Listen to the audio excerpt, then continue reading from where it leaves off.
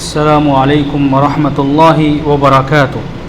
آج کے خطبے کا عنوان ہے عہد کی پاسداری۔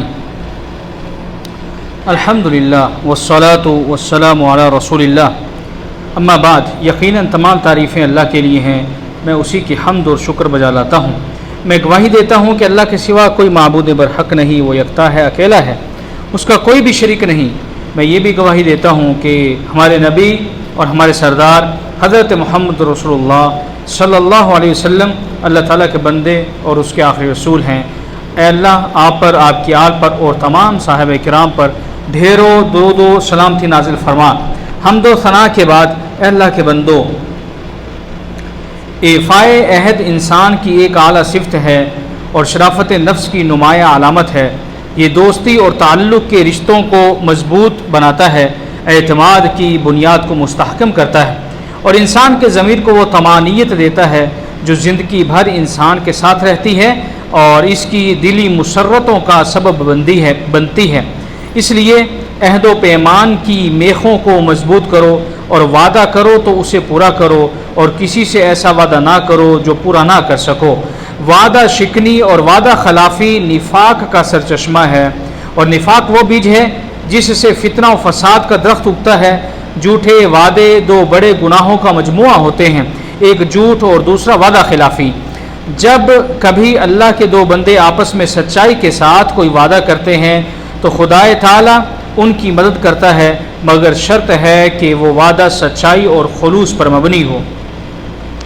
اے اللہ کے بندو، رسول اللہ صلی اللہ علیہ وسلم نے اپنے ارشادات کے ذریعے ایفائے عہد کی اہمیت بیان کرتے ہوئے فرمایا، جو شخص خدا اور روز قیامت پر ایمان رکھتا ہے اسے چاہیے کہ جب بھی وہ وعدہ کرے تو اپنے وعدے کو وفا کرے۔ ایفائے عہد دو طرح کا ہے، ایک کا تعلق حقوق اللہ سے ہے اور دوسرے کا تعلق حقوق العباد سے ہے۔ حقوق اللہ سے معاہدے کا تعلق یہ ہے کہ اللہ کے ساتھ کسی کو شریک نہ ٹھہرایا جائے، بلکہ صرف اور صرف اللہ کی عبادت کی جائے، اور اللہ نے جو ہم سے وعدہ کر رکھا ہے، جو عہد ہم سے لے رکھا ہے، وہ عقیدہ توحید کا ہے۔ عقیدہ توحید پر ہم جم کر رہیں، اللہ کے اس وعدے کو نہ توڑیں، جبکہ ایسا معاہدہ یا ایسا عہد جو اللہ کی مخلوق سے کیا جائے اس کا تعلق مخلوق سے ہے۔ اور ان معاہدوں کے متعلق محمد صلی اللہ علیہ وسلم نے ایک حدیث میں کئی ایک اخلاق فاضلہ کا ذکر فرمایا، اور ان میں ایک صفت ایفائے عہد بھی ہے۔ آپ صلی اللہ علیہ وسلم نے فرمایا کہ حقوق العباد میں سے جو کوئی ان پر کاربند ہو، میں اس کے لیے جنت کی بشارت سناتا ہوں اور اس کے لیے جنت کا میں اپنے اوپر ذمہ لیتا ہوں۔ حدیث میں یہ بھی ارشاد فرمایا گیا ہے، جو اپنے عہد کا پابند نہ ہو اس کا دین میں کوئی حصہ نہیں۔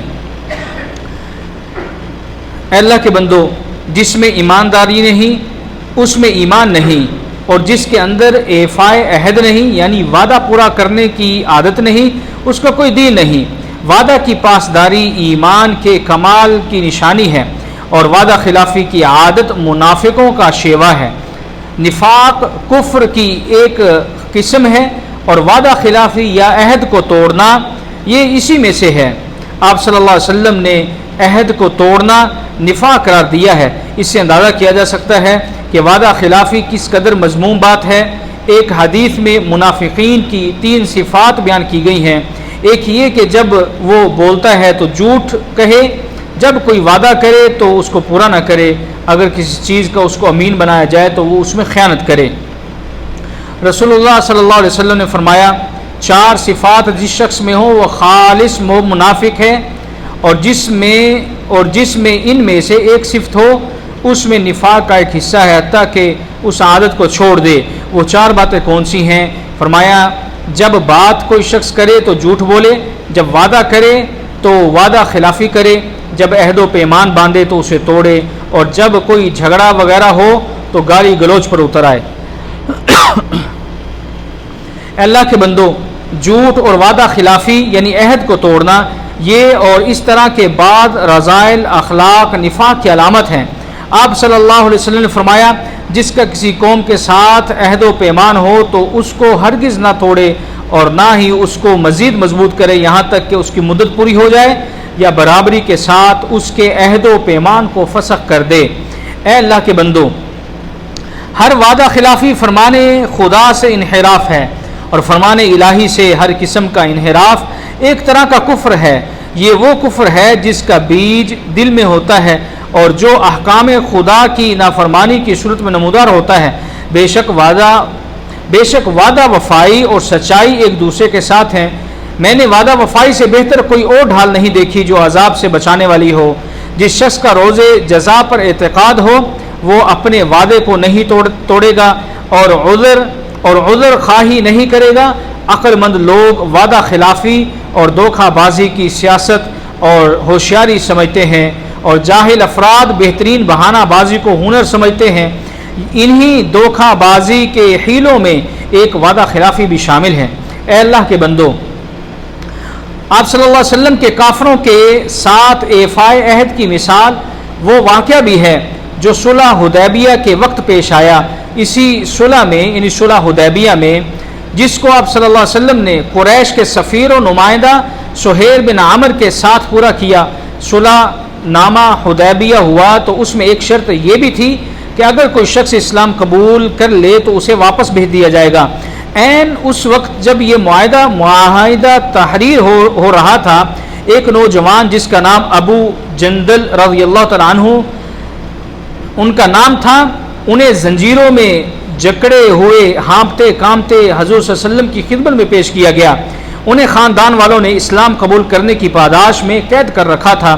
مسلمانوں نے ان کی حالت دیکھی تو تڑپ اٹھے اور ابو جندل کو اپنے پناہ میں لینے کے لیے بےتاب ہو گئے، لیکن رسول اللہ صلی اللہ علیہ وسلم نے ان تمام ساتھیوں سے مخاطب ہو کر فرمایا، اے ابو جندل صبر کر، ہم اپنا عہد نہیں توڑ سکتے، اللہ تبارک و تعالی جلد ہی تیرے لیے راست گاری کی کوئی اور صورت پیدا کر دے گا۔ اے اللہ کے بندو، انسان لوگوں سے کوئی وعدہ کر کے اس سے پھر جاتا ہے تو وہ انسانی معاشرے میں ناقابل اعتبار سمجھ لیا جاتا ہے۔ لوگ وعدے کی اہمیت کو قابل توجہ نہیں سمجھتے، بلکہ بعض اوقات از راہ مذاق یہ بھی کہہ دیا جاتا ہے کہ وہ وعدہ ہی کیا جو وفا کیا ہو، وہ وعدہ ہی کیا جو وفا ہو گیا ہو، جبکہ قرآن حکیم میں وعدے اور عہد کے بارے میں متنبع کیا گیا ہے۔ اللہ تعالیٰ فرماتے ہیں، اور اپنے عہد کو پورا کرو کہ عہد کے بارے میں تم سے ضرور پوچھا جائے گا۔ رسول اللہ صلی اللہ علیہ وسلم نے وعدہ خلافی کی مذمت میں بڑے سخت الفاظ ارشاد فرمائے۔ آپ نے فرمایا، جس میں اپنے عہد کا پاس نہیں اس کا کوئی دین نہیں۔ بد عہدی اور بے وفائی اعتماد اور یقین و بھروسے کو ختم کر دیتی ہے، انتشار اور لاقانونیت کا ماحول پیدا کر دیتی ہے، بعض اوقات باہمی رشتوں میں بھی دراڑیں ڈال دیتی ہے، اور رحمی رشتے بھی شک اور بے یقینی کا شکار ہو جاتے ہیں، اور خاندان میں نفرتیں اور عداوتیں جنم لیتی ہیں۔ عہد کی یہ پابندی ہر ایک کے ساتھ ہونی چاہیے، خواہ کوئی شخص کافر ہو یا وہ شخص مومن ہو، کافر کے ساتھ بھی عہد کو پورا کرنا چاہیے، اس لیے کہ اسلام میں اخلاق اور فضیلت کے لیے کوئی فرق و تفاوت نہیں ہے۔ ہر ایک کے ساتھ اچھے اخلاق برتنا اسلامی تعلیمات کا خاصہ ہے۔ اس سے تو اسلام اور دیگر مذاہب میں نمایاں فرق واضح ہوتا ہے۔ اسلام کا سینہ ہر ایک کے لیے کشادہ اور اس کا دامن ہر ایک کے لیے امن و سکون اور بھائی چارے کے لیے پھیلا رہتا ہے۔ اے اللہ کے بندو، فرمان باری تعالی ہے، وَأَوْفُوا بِالْعَهْدِ، اور وعدے کو پورا کرو، جب عہد کر لیا ہے تو اسے نبھاؤ، وعدہ ہوا ہے تو پورا کرو، وعدہ کیا ہے تو اس کو پورا کرو۔ اور یہاں اس کی تاکید کے لیے اللہ تعالیٰ مزید ارشاد فرماتے ہیں، ان العہد کان مسئولا، یقیناً عہد کے بارے میں اللہ کے ہاں باز پرس ہوگی۔ یہ نہ سمجھو کہ یہ تو ہمارے آپس کے معاملات تھے، اللہ کو اس سے کیا تعلق ہے؟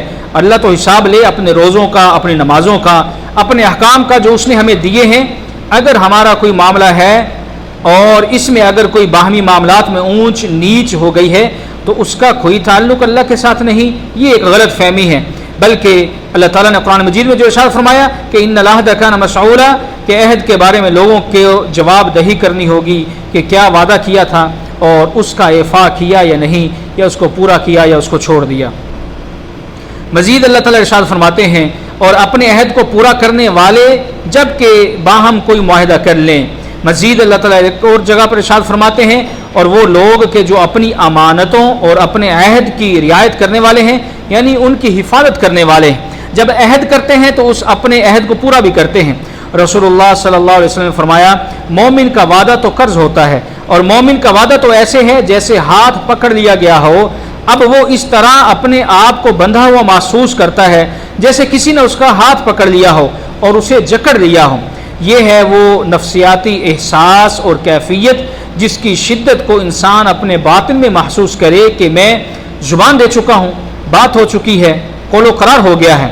غور کیجئے کہ کسی معاشرے میں اور خاص طور پر کاروبار، لین دین اور تجارت میں، اور اس کی پھر جتنی بھی زیادہ ترقی یافتہ اور پیچیدہ صورتیں ہیں، ان سب میں اصل چیز یہی ایفائے عہد ہے، بلکہ اس سے معاشرے کے نامعلوم کتنے پہلوؤں میں اصلاح احوال کی کیفیت پیدا ہو جائے گی۔ اگر کسی معاشرے میں ایفائے عہد کا رواج ہو جائے، یعنی عہد کو پورا کرنے کا رواج پیدا ہو جائے، اور لوگ واقعتاً اپنے وعدوں کی پابندی کریں، اور اس میں جانبین کو یہ اعتماد ہو کہ جو بات ہو رہی ہے وہ یوں ہی پوری ہوگی کیونکہ وعدہ کیا گیا ہے، تو اندازہ کیجئے کہ اس معاشرے میں کتنا سکون اور اطمینان ہوگا۔ اے اللہ کے بندو، اسلام ان تمام حقوق میں جو کسی مذہبی فریضہ اور عبادت سے متعلق ہوں، بلکہ ان کا تعلق ریاست کے نظم و ضبط اور شہریوں کے بنیادی حقوق سے ہو، غیر مسلم اقلیتوں اور مسلمانوں کے درمیان عدل و انصاف اور مساوات قائم کرنے کا حکم دیتا ہے۔ قرآن میں ان غیر مسلموں کے ساتھ جو اسلام اور مسلمانوں سے برسرے پیکار نہ ہوں اور نہ ہی ان کے خلاف کسی سازشی سرگرمی میں مبتلا ہوں، خیر خواہی، مروت، حسن سلوک اور رواداری کی ہدایت کی گئی ہے۔ اللہ تعالیٰ قرآن مجید میں ارشاد فرماتے ہیں اللہ تم کو منع نہیں کرتا ہے ان لوگوں سے جو لڑے نہیں تم سے دین پر اور نکالا نہیں تم کو تمہارے گھروں سے کہ ان سے کرو بھلائی اور انصاف کا معاملہ۔ اسلامی ریاست میں تمام غیر مسلم اقلیتوں اور رعایا کو عقیدہ، مذہب، جان و مال، عزت و آبرو کے تحفظ کی ضمانت حاصل ہوگی کیونکہ وہ ذمہ ہیں۔ ذمہ لوگوں کے ساتھ جب کوئی عہد کیا جاتا ہے تو پھر ان کے ساتھ اس عہد کو پورا بھی کیا جاتا ہے۔ وہ انسانی بنیاد پر شہری آزادی اور بنیادی حقوق میں مسلمانوں کے برابر کے شریک ہیں۔ قانون کی نظر میں سب کے ساتھ یکساں معاملہ کیا جائے گا، بحیثیت انسان کسی کے ساتھ کوئی امتیاز روا نہیں رکھا جائے گا۔ جزیہ قبول کرنے کے بعد ان پر وہی واجبات اور ذمہ داریاں عائد ہوں گی جو مسلمانوں پر عائد ہیں، انہیں وہی حقوق حاصل ہوں گے جو مسلمانوں کو حاصل ہے، اور ان تمام مراعات و سہولیات کے مستحق ہوں گے جن کے مسلمان بھی ہیں۔ اللہ تعالیٰ سے دعا ہے کہ وہ ہمیں معاہدوں کو پورا کرنے کی توفیق عطا فرمائے اور جو ہم وعدہ کریں اس کو پورا کریں۔ اللہ تعالیٰ سے دعا ہے کہ قرآن مجید کو میرے لیے اور آپ سب کے لیے باعث برکت بنائے اور اس کی آیات سے مستفید ہونے کی توفیق عطا فرمائے۔ سبحان ربک رب العزت عما یصفون وسلام علی المرسلین والحمد للہ رب العالمین۔